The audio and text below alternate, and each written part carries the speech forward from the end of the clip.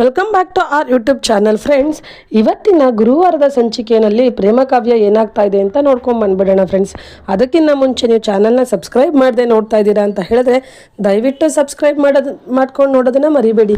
ಯಾಕಂದರೆ ನಾನು ಹಾಕಿರೋ ಪ್ರತಿಯೊಂದು ವಿಡಿಯೋಸ್ ಕೂಡ ನೀವು ಸಬ್ಸ್ಕ್ರೈಬ್ ಮಾಡೋದ್ರಿಂದ ನಿಮಗೆ ಫಸ್ಟ್ ಬರುತ್ತೆ, ನೀವೇ ಫಸ್ಟ್ ವಾಚ್ ಮಾಡ್ಬೋದು ಫ್ರೆಂಡ್ಸ್. ಓಕೆ, ತಡ ಮಾಡದೆ ಎಪಿಸೋಡ್ನ ಸ್ಟಾರ್ಟ್ ಮಾಡೋಣ. ಈ ಒಂದು ಎಪಿಸೋಡ್ನಲ್ಲಿ ದಾಮಿನಿ ಮಧ್ಯರಾತ್ರಿನಲ್ಲಿ ಕದ ತೆಗೆದು ಆ ಮನೆ ಬಿಟ್ಟು ಆಚೆ ಹೋಗ್ತಾ ಇರ್ತಾಳೆ. ಅದನ್ನು ಸಡನ್ನಾಗಿ ಕಲ್ಯಾಣಿಯವರು ನೋಡಿಬಿಟ್ಟು ದಾಮಿನಿನ ಬಂದು ಹಿಡ್ಕೊಂಡ್ಬಿಡ್ತಾರೆ ಹಿಂದೆಯಿಂದ. ದಾಮಿನಿ, ಏನು ಮಾಡ್ತಾ ಇದೆಯಾ, ಇಷ್ಟೊತ್ತಲ್ಲಿ ಮನೆ ಬಿಟ್ಟು ಹೋಗ್ತಾ ಇದೆಯಾ ಅಂತ ಹೇಳ್ತಾರೆ. ಆಗ ದಾಮಿನಿ ಇದ್ದವಳು, ಅಕ್ಕ ಪ್ಲೀಸ್ ಅಕ್ಕ, ನನ್ನನ್ನು ಬಿಟ್ಬಿಡಿ, ಈ ಸಲ ತಡಿಬೇಡಿ, ಇಷ್ಟು ದಿನ ನನಗೆ ಆಶ್ರಯ ಕೊಟ್ಟಿದ್ದೀರಾ, ಅಷ್ಟೇ ಸಾಕು, ನನ್ನನ್ನು ತಡಿಬೇಡಿ ಅಂತ ಹೇಳ್ತಾಳೆ. ಆಗ ಕಲ್ಯಾಣಿ, ಇಲ್ಲ, ಇಷ್ಟೊತ್ತಲ್ಲಿ ಹೋಗೋದಕ್ಕೆ ನಾನು ಬಿಡಲ್ಲ, ಇನ್ನೊಂದೆರಡು ದಿನ ಇದ್ಬಿಟ್ಟು ಹೋಗಿವಂತೆ, ಬಾ, ನೀನು ನನ್ನನ್ನು ಅಕ್ಕ ಅಂತ ಇದೆಯಾ, ಅಕ್ಕನ ಮಾತಿಗೆ ಮರ್ಯಾದೆ ಕೊಟ್ಟು ಬರಬೇಕು ಅಂತ ಹೇಳಿ ದಾಮಿನಿ ಕೈಲಿ ಹಿಡ್ದಿರೋ ಅಂತ ಅವಳು ಲಗೇಜ್ ಬ್ಯಾಗ್ನ ಕಿತ್ಕೊಳ್ಳೋಕೆ ಹೋಗ್ತಾಳೆ. ಕಿತ್ಕೊಳ್ಳೋಕೆ ಹೋದಾಗ ಆ ಬ್ಯಾಗು ಕೆಳಗಡೆ ಬಿದ್ದೋಗ್ಬಿಡುತ್ತೆ. ಆ ಬ್ಯಾಗಿಂದ ದಾಮಿನಿ ಗಂಡನ ಜೊತೆ ಇರೋವಂಥ ಫೋಟೋ ಕೆಳಗಡೆ ಬಿದ್ದೋಗ್ಬಿಡುತ್ತೆ. ಅದನ್ನು ನೋಡಿ ಈ ಕಲ್ಯಾಣಿ ಶಾಕ್ ಆಗ್ತಾಳೆ. ದಾಮಿನಿ ಈ ಫೋಟೋ ಎತ್ಕೊಳ್ಳೋದಕ್ಕೆ ಹೋಗ್ತಾರೆ. ಆಗ ಕಲ್ಯಾಣಿ, ಪ್ಲೀಸ್ ದಾಮಿನಿ, ನೀನು ಎತ್ಕೊಂಬೇಡ, ನಾನು ಎತ್ಕೊತೀನಿ ಫೋಟೋನ ಅಂತ ಹೇಳಿ ಎತ್ಕೊಂಡು ನೋಡಿದ್ರೆ ಅಲ್ಲಿ ದಾಮಿನಿ ಜೊತೆ ಕಲ್ಯಾಣಿ ಗಂಡ ಶ್ರೀನಿವಾಸ್ ಫೋಟೋ ಇರುತ್ತೆ. ಅದನ್ನು ನೋಡಿ ಕಲ್ಯಾಣಿಯವ್ರು ಕೇಳ್ತಾ ಇದ್ದಾರೆ, ದಾಮಿನಿ, ಇದು ನನ್ನ ಗಂಡ ಶ್ರೀನಿವಾಸ್, ನಿನ್ನ ಜೊತೆ ಏನಿದು, ನಿನ್ನನ್ನು ಮದುವೆ ಆಗಿದ್ರಾ? ನೀನು ನನ್ನ ಜೀವನ ಹಾಳು ಮಾಡಿದ ವ್ಯಕ್ತಿ, ಮಕ್ಕಳಿರಲಿಲ್ಲ ಏನಿಲ್ಲ, ನನ್ನ ಜೀವನ ಹಾಳು ಮಾಡಿ ಹೋಗಿದ್ದ ವ್ಯಕ್ತಿ ಅಂತ ಹೇಳಿದ್ದು ಇವ್ರನ್ನೇನಾ? ಏನು ಹೇಳ್ತಿದ್ಯಾ ದಾಮಿನಿ ನೀನು ಅಂತ ಹೇಳ್ತಾರೆ. ಹ್ಞೂ ಅಕ್ಕ, ಇವರೇ ನನ್ನ ಮದುವೆ ಆಗಿ ಅರ್ಧ ದಾರಿನಲ್ಲಿ ಕೈ ಬಿಟ್ಟು ಹೋಗಿದ್ದು ಅಂತ ಹೇಳ್ತಾರೆ. ಅದನ್ನು ಕೇಳಿ ಕಲ್ಯಾಣಿ ಅವ್ರಿಗೆ ಶಾಕ್ ಆಗುತ್ತೆ.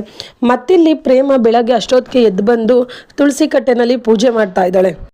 ತಾಯಿ ತುಳಸಿ ಮಾತೆ, ನನ್ನ ಗಂಡ ರಾಮ್ಗೆ ಒಳ್ಳೇದು ಮಾಡು ತಾಯಿ, ನನ್ನ ಗಂಡ ರಾಮು ಅಂತ ಅರಮನೇಲಿ ಇರಬೇಕಾದವನು ಇವತ್ತು ನನಗೋಸ್ಕರ ಈ ಪುಟ್ಟ ಮನೆಗೆ ಬಂದು ಜೀವನ ಮಾಡ್ತಾ ಇದ್ದಾನೆ.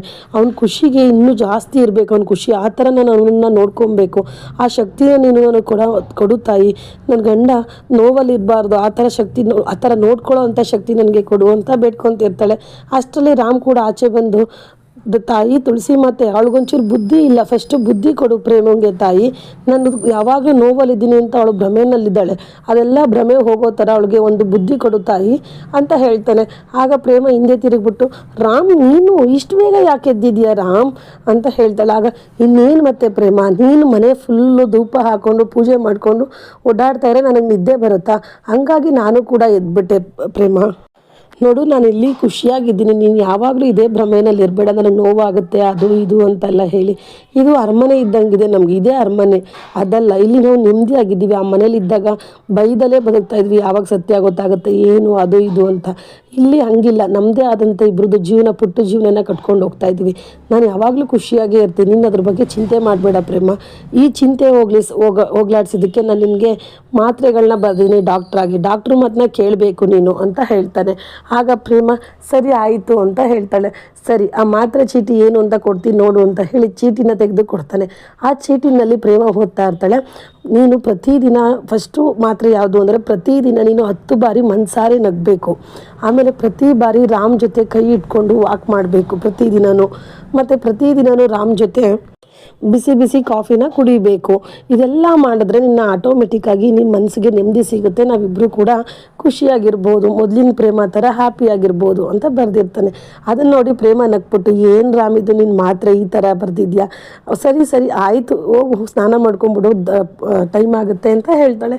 ರಾಮ್ ಸರಿ ನಾನು ಸ್ನಾನಕ್ಕೆ ಹೋಗ್ತೀನಿ, ಆದರೆ ನಾನು ಬರ್ಕೊಟ್ಟಿರೋ ಪ್ರಿಸ್ಕ್ರಿಪ್ಷನ್ನ ಫಾಲೋ ಮಾಡಬೇಕು, ಮರಿದಾಗ ಫಾಲೋ ಮಾಡಬೇಕು, ಓಕೆ ಅಂತ ಹೇಳ್ತಾನೆ. ಆಗ ಪ್ರೇಮ, ಅಪ್ಪ ಸರಿ ಆಯ್ತಪ್ಪ ಅಂತ ಹೇಳ್ತಾಳೆ. ರಾಮ್ ಸ್ನಾನಕ್ಕೆ ಹೊಡ್ತಾನೆ. ಇಲ್ಲಿ ಪ್ರೇಮ, ತಾಯಿ ತುಳಸಿ ಮಾತೆ, ನನ್ನ ಗಂಡ ರಾಮ್ ಯಾವಾಗಲೂ ಹೀಗೆ ನಗ್ನಗ್ತಾ ಖುಷಿಯಾಗಿರಬೇಕು, ಅಷ್ಟೇ ನಾನು ಕೇಳ್ಕೊಳ್ಳೋದು, ಇನ್ನೇನು ಕೇಳಲ್ಲ ತಾಯಿ ಅಂತ ಹೇಳಿ ಮತ್ತೆ ಪೂಜೆ ಮಾಡಿ ಕೈ ಮುಕ್ಕೊಂತಾಳೆ. ಮತ್ತೆ ಇಲ್ಲಿ ಕಲ್ಯಾಣಿಯವರು ಮನೆಯವ್ರನ್ನೆಲ್ಲ ಕರೆದ್ಬಿಟ್ಟು ಹಾಲಿಗೆ ಬರೋಕ್ಕೆ ಹೇಳಿರ್ತಾರೆ ಬೆಳಗ್ಗೆ. ಅದನ್ನು ನೋಡಿದಂಥ ಮಹೇಶ್ವರಿ ಅವ್ರ ಗಂಡನ ಜೊತೆ ಹೇಳ್ತಾ ಇದ್ದಾಳೆ, ಅಲ್ಲ ರೀ ಅಕ್ಕ, ಯಾಕೆ ಬೆಳಗ್ಗೆ ಇಷ್ಟೊತ್ತಿಗೆ ಎಲ್ಲರೂ ಮನೆಯಲ್ಲೆಲ್ಲ ಒಟ್ಟಿಗೆ ಹಾಲು ಹತ್ರ ಬನ್ನಿ ಅಂತ ಕರೆದಿದ್ದಾರೆ, ನನ್ನ ಮಗ ರಾಮ್ನೇನಾದರೂ ವಾಪಸ್ ಕರೆಸ್ತಾರ ಹೆಂಗೆ, ಅಥವಾ ಈ ದಾಮಿನಿನೇನಾರ ಬೀಳ್ಕೊಡುಗೆ ಸಮಾರಂಭ ಕೊಡೋದಕ್ಕೆ ಕರೆಸ್ತಾವ್ರೋ ಏನು, ತಡೀರಿ ಕೇಳೋಣ ಅಂತ ಬಂದು ಕಲ್ಯಾಣಿಯವ್ರ ಹತ್ರ, ಅಕ್ಕ ಯಾಕಕ್ಕ ಎಲ್ಲರೂ ಕರೆದಿರೋದು ಅಂತ ಹೇಳ್ತಾರೆ. ಅದಕ್ಕೆ ಅವಳು ಹೇಳ್ತಾ ಇದ್ದಾಳೆ, ಅದು ಮುಖ್ಯವಾದ ವಿಷಯ ಮಾತಾಡಬೇಕು, ಅದಕ್ಕೆ ದಾಮಿನಿ ಬಗ್ಗೆ. ದಾಮಿನಿ ಇನ್ಮೇಲೆ ಈ ಮನೆಯಲ್ಲೇ ಇರ್ತಾಳೆ. ನೆನ್ನೆ ರಾತ್ರಿ ಅವಳು ಮನೆ ಬಿಟ್ಟು ಹೋಗೋದಕ್ಕೆ ಹೊರಟಿದ್ಲು, ನಾನೇ ತಡೆದು ನಿಲ್ಲಿಸಿದ್ದೀನಿ, ಅವಳ ಬಗ್ಗೆನೇ ಮಾತಾಡಬೇಕಾಗಿತ್ತು ಅಂತ ಹೇಳ್ತಾರೆ. ಆಗ ಮಹಾದೇವ ಇದ್ದವನು, ಅಮ್ಮ ಸರಿ ಅಮ್ಮ, ಅವ್ರು ಇರಲಿ, ನಮಗೇನು ಅಭ್ಯಂತರ ಇಲ್ಲ, ಆದರೆ ಈಗ ಸಡನ್ನಾಗಿ ಹಿಂಗೆ ಕರೆದ್ಬಿಟ್ಟು ಎಲ್ಲರೂ ಮುಂದೆ ಯಾಕೆ ಹೇಳ್ತಾ ಇದ್ದೀರಾ ಅಂತ ಗೊತ್ತಾಗಲಿಲ್ಲ ಅಂತ ಹೇಳ್ತಾನೆ. ಆಗ ಕಲ್ಯಾಣಿಯವರು ಎಲ್ಲರೂ ಮುಂದೆ ಯಾಕೆ ಹೇಳ್ತಾ ಇದ್ದೀನಿ ಅಂದರೆ, ದಾಮಿನಿ ಇಷ್ಟು ದಿನ ನಾವು ಸಾಮಾನ್ಯ ಅನಾಥೆ ಆಗಿ ಇದ್ದಾಳೆ ಅಂತ ಅಂದ್ಕೊಂಡಿದ್ವಿ, ಆದರೆ ದಾಮಿನಿ ಅನಾಥೆ ಅಲ್ಲ, ಅವಳು ಈ ಮನೆಗೆ ಸಂಬಂಧಪಟ್ಟವಳು. ಈ ಮನೆಗೂ ಅವಳಿಗೂ ತುಂಬ ಸಂಬಂಧ ಇದೆ. ಈ ಮನೆಯಲ್ಲಿ ನನಗೇನು ಗೌರವ ಸಿಗ್ತಾ ಇದೆ ಅವಳಿಗೂ ಕೂಡ ಅಷ್ಟೇ ಗೌರವ ಸಿಗಬೇಕು, ಗೌರವಾನ್ವಿತವಾಗಿ ಎಲ್ಲರೂ ಅವಳ ಹತ್ರ ನಡ್ಕೊಬೇಕು ಅನ್ನೋದನ್ನು ಮಾತ್ರ ನಾನು ಹೇಳೋಕ್ಕೆ ಇಷ್ಟಪಡ್ತೀನಿ ಅಂತ ಹೇಳ್ತಾರೆ. ಆಗ ಮಹೇಶ್ವರಿ ಕೋಪ ಬಂದು, ಅಕ್ಕ ಏನಕ್ಕ ನೀನು ಹೇಳ್ತಾ ಇರೋದು, ಇವ್ರು ಯಾರೋ ಬೇಡದೆ ಹೋಗಿರೋರು ಬಂದಿರೋರಿಗೆ ನೀನು ನಮ್ಮ ಮನೆಗೆ ಸಂಬಂಧಪಟ್ಟವರು ಹಂಗೆ ಹಿಂಗೆ ಅಂತ ಹೇಳ್ತಿದ್ವಿ, ಏನು ಸಂಬಂಧ ಅಕ್ಕ ಇವ್ಳಿಗೂ ಈ ಮನೆಗೂ ಅಂತ ಕೇಳ್ತಾರೆ. ಆಗ ಕಲ್ಯಾಣಿಯವರು, ಆ ಸಂಬಂಧದ ಬಗ್ಗೆ ನನಗೆ ಈಗ ಹೇಳೋಕ್ಕೆ ಶಕ್ತಿ ಇಲ್ಲ, ಟೈಮ್ ಬಂದಾಗ ನಾನೇ ಎಲ್ಲ ಹೇಳ್ತೀನಿ, ಆದರೆ ನನಗೇನು ರೆಸ್ಪೆಕ್ಟ್ ಸಿಗ್ತಾ ಇದೆ ಅದು ಇವಳಿಗೆ ಸಿಗಬೇಕು ಅಂತ ಹೇಳ್ತೀನಿ ಅಂತ ಹೇಳಿ ಅಲ್ಲಿಂದ ಹೊರಟೋಗ್ತಾಳೆ. ಮತ್ತಿಲ್ಲಿ ಪ್ರೇಮ ಬೆಳಗ್ಗೆನೆ ಜಗತಿ ಹತ್ರ ಅಂದರೆ ಲೈಕ್ ಹಳ್ಳಿ ಮನೆ ಹತ್ರ ಜಾಗ ಇರುತ್ತೆ, ಅಲ್ಲೆಲ್ಲ ಕಸ ಗುಡಿಸಿ ನೀರು ಹಾಕ್ತಾ ಇರ್ತಾಳೆ. ಅದನ್ನು ನೋಡಿದಂಥ ರಾಮು, ಏನು ಪ್ರೇಮ ಬೆಳಗ್ಗೆನೇ ಎಲ್ಲ ಜಾಸ್ತಿ ಕೆಲಸ ಶುರು ಮಾಡ್ಕೊಂಬಿಟ್ಟಿದ್ಯಾ, ಯಾರಾದರೂ ನೆಂಟರು ಬರ್ತಾರೆ ಏನು, ಮನೆ ಬಾಗಿಲಿಗೆಲ್ಲ ನೀರು ಹಾಕಿ ಜೋರಾಗಿ ರೆಡಿ ಮಾಡ್ತಾ ಇದೆಯಾ ಅಂತ ಹೇಳ್ತಾರೆ. ಆಗ ಪ್ರೇಮ ಇದ್ದವಳು, ಹೌದು ರಾಮ್, ನಾನು ಈ ಮನೆ ಬಾಗಿಲಿಗೆ ಬಡವರೆಲ್ಲ ಬರಲಿ ಅಂತ ಹೇಳಿ ರೆಡಿ ಮಾಡ್ತಾ ಇದ್ದೀನಿ, ಯಾಕೆಂದರೆ ಈ ಜಾಗದಲ್ಲಿ ನೀನು ಕ್ಲಿನಿಕ್ ಶುರು ಮಾಡು, ನಿನಗೂ ಇಷ್ಟ ತಾನೇ ಬಡವ್ರಿಗೆಲ್ಲ ಟ್ರೀಟ್ಮೆಂಟ್ ಕೊಡಬೇಕು ಅನ್ನೋದು ನೀನು ಕನಸು ತಾನೆ, ಈ ಸುತ್ತಮುತ್ತ ಹಳ್ಳಿಲಿರೋರಿಗೆಲ್ಲ ನೀನು ಉಚಿತವಾಗಿ ಕಡಿಮೆ ದುಡ್ಡಲ್ಲಿ ಟ್ರೀಟ್ಮೆಂಟ್ ಕೊಡೋದಕ್ಕೆ ಒಳ್ಳೆ ಜಾಗ ಅಂತಲೇ ಹೇಳ್ಬೋದು. ಜನಗಳು ಯಾರೂ ಬಿಲ್ಡಿಂಗ್ ನೋಡಿ ಆಸ್ಪತ್ರೆ ಅಂತ ಬರಲ್ಲ, ಅವ್ರ ಜೀವಕ್ಕೆ ಹುಷಾರಾದರೆ ಸಾಕು ಅನ್ನೋದಕ್ಕೋಸ್ಕರ ಈ ಜಾಗಕ್ಕೆ ಬಂದೇ ಬರ್ತಾರೆ, ಅದಕ್ಕೋಸ್ಕರ ನಾನು ಇದನ್ನೆಲ್ಲ ಕ್ಲೀನ್ ಮಾಡ್ತಾ ಇದ್ದೀನಿ ಅಂತ ಹೇಳ್ತಾಳೆ. ಅದೇ ಟೈಮ್ಗೆ ವಾಣಿ ಕೂಡ ಬರ್ತಾಳೆ. ಕರೆಕ್ಟಾಗಿ ಹೇಳಿದೆ ಪ್ರೇಮಕ್ಕ, ನೀನು ಇಡೀ ಊರ ಜನಕ್ಕೆ ಗೊತ್ತು ರಾಮಣ್ಣ ಎಂಥ ಡಾಕ್ಟ್ರು ಅಂತ, ಹಾಗೆ ಸುತ್ತಮುತ್ತ ಹಳ್ಳಿಗೂ ಕೂಡ ರಾಮಣ್ಣ ಪರಿಚಯ ಆಗಬೇಕು, ರಾಮಣ್ಣನಿಗೆ ಒಳ್ಳೆ ಪೇಷಂಟ್ಗಳು ಸಿಗ್ತಾರೆ, ಹಾಗೆ ಪೇಷಂಟ್ಗಳಿಗೂ ಒಳ್ಳೆ ಡಾಕ್ಟ್ರು ಸಿಗ್ತಾರೆ, ನೀನು ಕರೆಕ್ಟಾಗಿ ಹೇಳಿದೆ ಪ್ರೇಮಕ್ಕ ಅಂತ ಹೇಳ್ತಾಳೆ. ಆಗ ಪ್ರೇಮ ಇದ್ದವಳು, ರಾಮ್ ಈ ಬೋರ್ಡ್ ಮೇಲೆ ನೀನು ಹೆಸ್ರು ಹಾಕ್ಸ್ಬಿಡೋಣ ರಾಮ್ ಡಾಕ್ಟರ್ ಅಂತ ಹೇಳಿ ಇಲ್ಲಿ ಬೋರ್ಡ್ ಹಾಕೊಂಬಿಡೋಣ, ಜನ ಎಲ್ಲ ಇಲ್ಲೇ ಬಂದು ಚಿಕಿತ್ಸೆ ತಗೊಂಡು ಹೋಗ್ತಾರೆ, ಜನಗಳಿಗೆ ಇದೊಂಥರ ಸಂಜೀವಿನಿ ಆಗಬೇಕು ಈ ಜಾಗ ಅಂತ ಹೇಳ್ತಾಳೆ. ಆಗ ರಾಮ್ಗೆ ಕಣ್ಣಲ್ಲಿ ನೀರು ಬಂದ್ಬಿಡುತ್ತೆ. ಪ್ರೇಮ ನಿಜವಾಗ್ಲೂ ನಾನು ಅದೃಷ್ಟವಂತ ಪ್ರೇಮ, ನಿನ್ನ ಜಾಗದಲ್ಲಿ ಬೇರೆ ಯಾರೇ ಇದ್ರೂ ನೊಂದ್ಕೊಂಡು ಏನು ಮಾಡಬೇಕು ಅಂತ ಗೊತ್ತಾಗದೆ ದಾರಿ ದೋಷತೆ ಕೂತಿರೋರು ಹತ್ಕೊಂಡು, ಆದರೆ ನೀನು ಹಂಗೆ ಮಾಡ್ತಾ ಇಲ್ಲ, ನನ್ನ ಪಾಲಿಗೆ ದಾರಿ ತೋರಿಸ್ತಾ ಇದೆಯಾ ಪ್ರೇಮ, ತುಂಬ ಖುಷಿ ಆಗ್ತಾ ಇದೆ ಪ್ರೇಮ, ನಾನು ಇದಕ್ಕೆ ರೆಡಿ, ಇಲ್ಲೇ ಮೇಲೆ ಕ್ಲಿನಿಕ್ ಓಪನ್ ಮಾಡೋಣ, ನಾನು ರೆಡಿ ಇದ್ದೀನಿ ಅಂತ ಹೇಳ್ತಾನೆ. ಸರಿ ಅಂತ ಪ್ರೇಮ ಕೂಡ ನಾನು ರೆಡಿ ಅಂತ ಹೇಳ್ತಾನೆ, ಎಲ್ಲ ಖುಷಿ ಆಗ್ತಾರೆ. ಮತ್ತಿಲ್ಲಿ ಕಲ್ಯಾಣಿಯವರು ಅಳ್ತಾ ರೂಮ್ಗೆ ಹೋಗಿ ನಿಂತಿರ್ತಾರೆ. ಅಲ್ಲಿಗೆ ಮನೆಯವರೆಲ್ಲ ಬರ್ತಾರೆ. ಹಾಗೆ ಬಂದು ಮಹೇಶ್ವರಿ ಕೇಳ್ತಾ ಇದ್ದಾಳೆ, ಅಲ್ಲ ಅಕ್ಕ, ಈ ದಾಮಿನಿಗೆ ನಾವೇನಕ್ಕ ನೀನು ಕೊಡೋವಂಥ ಮರ್ಯಾದೆ ಕೊಡಬೇಕು, ನಾವು ನಿಮಗೆ ಈ ಮನೆಯಲ್ಲಿ ಯಜಮಾನಿ ಸ್ಥಾನ ಕೊಟ್ಟಿದ್ದೀವಿ ಅಂಥದ್ರಲ್ಲಿ ಇವ್ರಿಗೆ ನಾವು ಯಜಮಾನಿ ಸ್ಥಾನ ಕೊಡೋಕ್ಕಾಗತ್ತಾ, ಏನು ಮಾತಾಡ್ತಾ ಇದ್ದೀರಾ ಅಕ್ಕ ನೀವು ಅಂತ ಹೇಳ್ತಾಳೆ. ಆಗ ಕಲ್ಯಾಣಿಯವರು, ದಾಮಿನಿ ಮಹೇಶ್ವರಿ ಟೈಮ್ ಬಂದಾಗ ನಾನೆಲ್ಲ ಸತ್ಯ ಹೇಳ್ತೀನಿ, ನೀನೀಗ ಕೇಳಬೇಡ ಅಂತ ಹೇಳ್ತಾರೆ. ಆಗ ಮಹಾದೇವ ಕೂಡ, ಹೌದು ಅಮ್ಮ ಸರಿ, ನೀವು ಟೈಮ್ ಬಂದಾಗ ಎಲ್ಲ ಹೇಳ್ತೀರಾ, ನೀವು ಯಾವ್ದಾದ್ರು ಒಂದು ನಿರ್ಧಾರ ತಗೊತೀರಾ ಅಂದರೆ ಅದರಿಂದ ಬಲವಾದ ಕಾರಣ ಇರುತ್ತೆ, ಅದೇ ರೀತಿ ನೀವು ಇವಾಗ ದಾಮಿನಿ ಅಮ್ಮನ ವಿಷಯದಲ್ಲಿ ಏನು ಅಂತ ನೀವು ಸತ್ಯ ಹೇಳಲೇಬೇಕು ಅಂತ ಹೇಳ್ತಾರೆ. ಆಗ ಇವರಿದ್ದವರು ಅಳ್ತಾ ನಿಂತಿರ್ತಾಳೆ. ದಾಮಿನಿ ಅಟ್ಕೊಂಡು, ಅಕ್ಕ ನೀನು ಅಳ್ಬೇಡ ಅಕ್ಕ, ನೀನು ಹತ್ರ ನನಗೂ ಬೇಜಾರಾಗುತ್ತೆ ಅಕ್ಕ, ನೀವು ಯಾರಿಗೂ ಉತ್ತರ ಕೊಡೋದು ಬೇಕಾಗಿಲ್ಲ, ನಾನು ಈ ಮನೆ ಬಿಟ್ಟು ಹೊಂಟೋಗ್ತೀನಿ ಅಂತ ಹೇಳ್ತಿರ್ತಾಳೆ. ಆಗ ಮಹಾದೇವ ಇದ್ದನು, ಪ್ಲೀಸ್ ಅಮ್ಮ ನೀವು ಹಿಂಗೆಲ್ಲ ಮಾತಾಡಬೇಡಿ, ನೀವು ಈ ಮನೆಯಲ್ಲಿ ಇರಬೇಕು ಅನ್ನೋದೇ ನಮ್ಮ ಅಮ್ಮನ ಉದ್ದೇಶ, ನೀವು ಹಿಂಗೆಲ್ಲ ಮಾತಾಡಬೇಡಿ, ಸುಮ್ಮನೆ ಇರಿ ಅಂತ ಅವನು ಹೇಳ್ತಾನೆ. ಆಗ ಮಹೇಶ್ವರಿ ಇದ್ದವಳು, ಅಲ್ಲ ಮಹಾದೇವ ಯಾಕೆ ನೀನು ತಡೀತಾ ಇದೆಯಾ, ಮನೆ ಬಿಟ್ಟು ಹೋಗ್ತೀನಿ ಅನ್ನೋರು ಹೋಗಲಿ ಬಿಡು ಅಂತ ಹೇಳ್ತಾರೆ.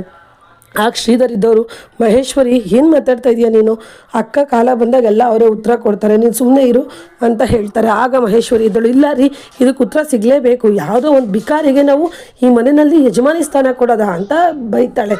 ಆ ಕಲ್ಯಾಣಿ ಕೋಪ ಬಂದು, ಮಹೇಶ್ವರಿ ಅವಳು ಬಿಕಾರಿ ಅಲ್ಲ, ಈ ಮನೆ ಸೊಸೆ, ಅವಳು ಕೂಡ ನಮ್ಮ ಥರನೇ ಒಬ್ಳು ಸೊಸೆ, ಅವಳು ಬೇರೆ ಯಾರೂ ಅಲ್ಲ, ನನ್ನ ಗಂಡನ ಎರಡನೇ ಹೆಂಡತಿ ಅಂತ ಹೇಳ್ತಾರೆ. ಮನೆಯವರೆಲ್ಲ ಶಾಕ್ ಆಗಿ ಹೋಗ್ತಾರೆ ಅದನ್ನು ಕೇಳಿ. ಆಗ ಮಹಾದೇವ, ಅಮ್ಮ ಏನು ಹೇಳ್ತಾ ಇದೆಯಾ, ಅಪ್ಪ ಇಂಥ ಕೆಲಸನ ಅಂತ ಹೇಳ್ತಾನೆ.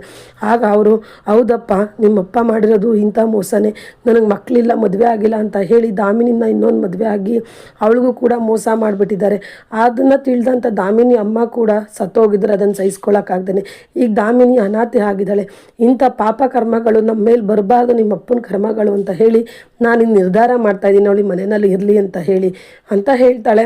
ಮತ್ತಿಲ್ಲಿ ರಾಮ್ ಎಲ್ಲ ಕ್ಲಿನಿಕ್ ರೆಡಿ ಮಾಡೋದಕ್ಕೆ ಬೋರ್ಡೆಲ್ಲ ಅವನೇ ಬರೀತಾ ಇದ್ದಾನೆ, ಕಲ್ಯಾಣಿ ಹೆಸರಲ್ಲಿ ಕ್ಲಿನಿಕ್ ಇಡ್ತಾ ಇದ್ದಾನೆ, ಕಲ್ಯಾಣಿ ಕ್ಲಿನಿಕ್ ಅಂತ ಹೇಳಿ ಕ್ಲಿನಿಕ್ನ ಓಪನ್ ಮಾಡ್ತಾ ಇದ್ದಾನೆ. ಅದಕ್ಕೆ ಕಾಂಪೌಂಡ್ರಾಗಿ ಫ್ರೇಮನ್ನು ಹಾಕ್ಕೊಂಡಿದ್ದಾನೆ. ಇದಿಷ್ಟು ಬಂದು ಇವತ್ತಿನ ಸಂಚಿಕೆ ಫ್ರೆಂಡ್ಸ್. ನಾಳಿನ ಸಂಚಿಕೆಗಾಗಿ ಈ ಕೂಡಲೇ ಚಾನಲ್ನ ಸಬ್ಸ್ಕ್ರೈಬ್ ಮಾಡೋದನ್ನು ಮರಿಬೇಡಿ. Thank you for watching. Bye.